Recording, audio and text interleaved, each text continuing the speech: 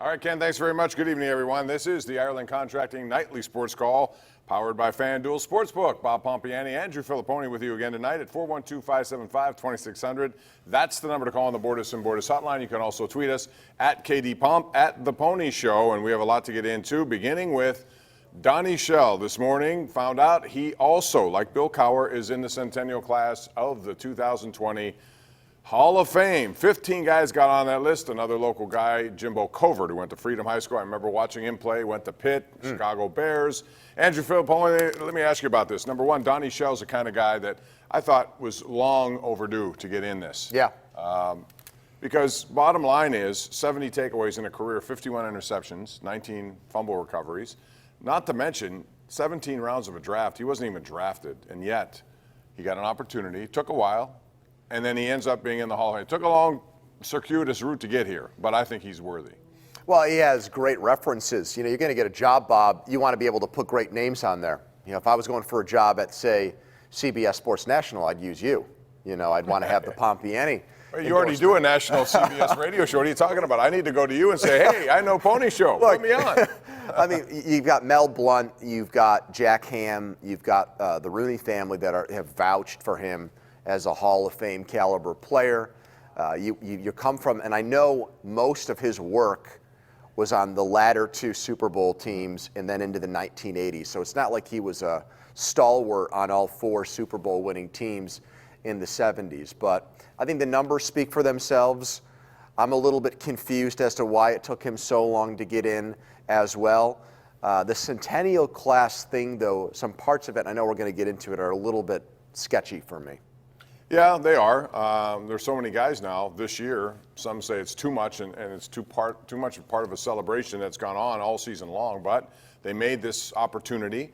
Bill Belichick was the guy in charge, it seems, of most of it in that blue panel group that selected these guys. But you have 15 guys. They're going to have two different times. The good news is, if you're a Steeler fan and if you see Polamalu or Faneca get in, Bill Cowher will be part of that first class. They're going to include coaches and contributors in the modern day class, so that'll be interesting.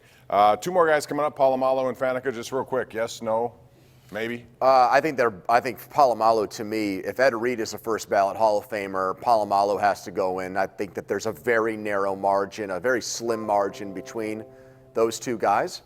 Faneca, I think, is one of the most decorated guards of all time, and so if you look at some of the other guards that have gone in the last few years, Hutchinson, Shields, I think he very much deserves it as well. I do too. I think both should make it. We'll find out in time the night before the Super Bowl. Art Rooney II, I had a chance to talk with him, as did some select members of the print media and the digital media today, and it was very interesting to hear some of the stuff he had to say. Mostly that he believes that Ben Roethlisberger should be good, although you'll never really know the answer to that until he starts throwing.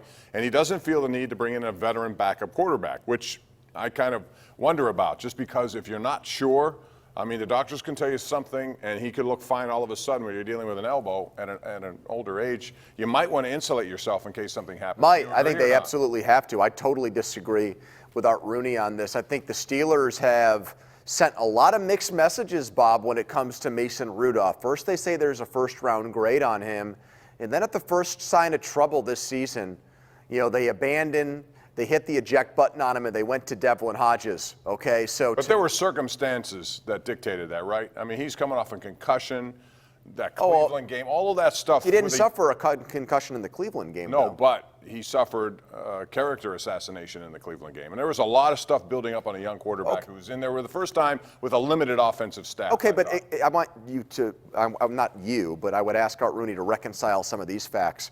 If developing Mason Rudolph into a good quarterback was important to them, why is now he finally getting a quarterback coach? Why didn't he have that kind of teaching and one-on-one coaching for his first 2 years, very important years? He got no practice reps last year. They all went to Josh Dobbs. Right. If developing Mason Rudolph was important, well, then why make him a third stringer for a guy that didn't have... Well, this was all before Roethlisberger's elbow injury took place.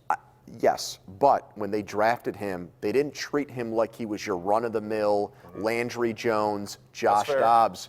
They made it sound like they believed he could be the successor, and now I think they have blind faith in him. I mean, and I heard some of the clips with you and Rooney, and it was a great interview. You're spectacular in those spots. You can't, to me, look at what he did in like 2 possessions against the Jets, a bad football team, and then say, well, there you have it. He looked like he was a good quarterback in that game. We trust you next year. Yeah, I understand. That's small sample size. But I agree with you. I think maybe it's prudent just to bring in a veteran. They still may at this point. He made it clear that at this point they don't see the need. That need may change. We'll find out more about that. We'll take your calls, 412-575-2600. We'll also talk about the surging Penguins and where they're headed. This roster is loaded with talent, and Sidney Crosby comes back and as if he never missed a beat. We'll talk about it with you coming up at 412-575-2600 next, right here live, Pittsburgh CW. The Ireland Contracting Nightly Sports Call is brought to you by Ireland Contracting, celebrating 25 years as Pittsburgh's #1 home exterior expert in roofing, siding, windows, and gutters, where honesty and integrity still matter.